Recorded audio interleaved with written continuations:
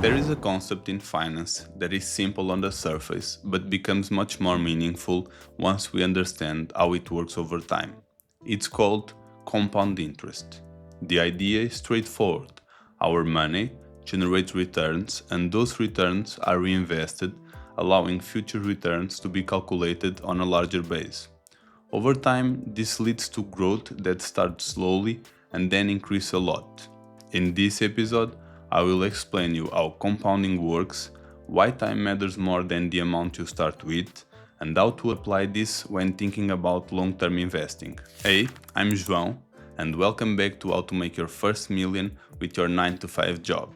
So far, we have covered mindset, increasing income, building a financial base, tracking spending, and understanding the difference between assets and liabilities. Now we are going to focus on one of the core mechanisms behind long-term investing: compound interest. Compound interest is when an investment generates a return and that return remains invested, so future returns will be calculated on a growing total. I will show you a simple example. Suppose you invest $1,000 and it grows by 10% in the first year.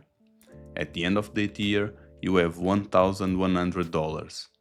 In the second year, the 10% returns will be applied to $1,100, not to the original $1,000. That results in $110 of growth, bringing the total to $1,210. In the third year, the same process continues.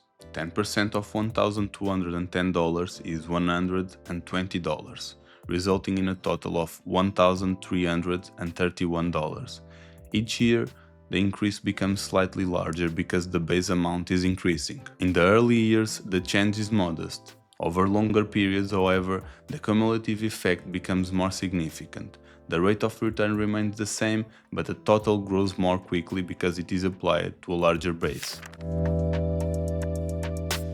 The most important factor in compounding is time. It is not necessary to start with a large amount for compounding to be effective. What matters more is how long the money remains invested. For example, someone who invests $300 per month starting at age 25 and stops at 35 may still accumulate more by age 65 than someone who begins at 35 and invests the same amount for 30 years. This outcome is due to the additional time available for the earlier contributions to compound. This does not mean that starting later is ineffective. It simply means that time have a great impact on the final result. The earlier contributions begin compounding, the more they contribute to overall growth. It is common to assume that investing requires a large initial amount. As a result, some people delay starting until they have accumulated several $1,000s. However, with compounding, consistency is more important than the size of the initial investment. For example, investing $200 per month for 25 years at an average return of 7% results in approximately $160,000. Increasing the monthly amount to $500 over the same period leads to approximately $400,000. The difference comes from higher contribution, but in both cases, the consistent monthly investment over a long period is what drives the result. Starting with a smaller amount, such as $100 per month, is still effective if it is maintained consistently and increased over time as income grows. It is also useful to consider the impact of delaying investing. If you invest $300 per month starting at age 25 with an average return of 7%, the total by age 55 will be around $340,000. If you start at 35 instead, with the same monthly investment and return, the total by age 55 would be approximately $150,000. The difference, about $190,000, is primarily due to the reduced time available for compounding. This illustrates the cost of waiting, which is not only fewer contributions, but also fewer years of compounded growth. When estimating long-term investment growth, the assumed rate of return is an important variable. Historical, broad market index funds, such as those tracking the S&P 500, have created an average annual returns in the range of 7 to 10% over extended periods, depending on methodology and adjustments for inflation. These returns are not consistent year to year. Some years produce higher returns, while others may result in losses. However, over longer time horizons, such as 20 or 30 years, the average tends to stabilize. For planning purposes, using a figure such as 7% provides a reasonable baseline, while recognizing that actual outcomes will vary. A practical way to apply compounding is to automate the investment process.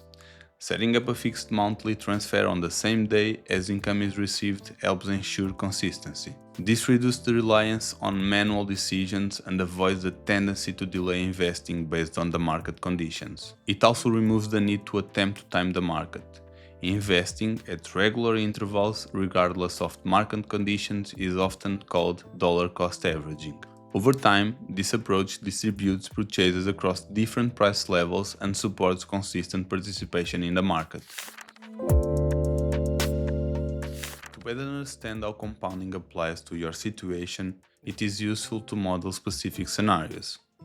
For example, you can calculate the outcome of investing $300 per month over 25 years at a 7% return. You can then adjust variables, such as increasing the monthly contribution after several years or using a different return assumption. Reviewing these scenarios helps clarify how contributions, time, and returns interact. It also makes the concept more concrete and easier to apply in practice. You can check my website for free to use compounding calculator. Just check the link below. In summary, compound interest is the process by which investment returns are reinvested, allowing future returns to be calculated on an increasing base. The key variables are the contribution amount, the time horizon, and the rate of return. Among these, time has the most significant effect. Starting earlier, even with smaller amounts, generally leads to better outcomes than starting later with larger contributions. A practical approach is to begin with a manageable amount, invest consistently, use a diversified investment such as a broad index fund, and allow the investment to grow over time. In the next episode, we will combine the concepts covered so far into a structured approach that can be followed step by step. You can continue with the series to see how these elements fit together in practice, and I will see you in the next episode.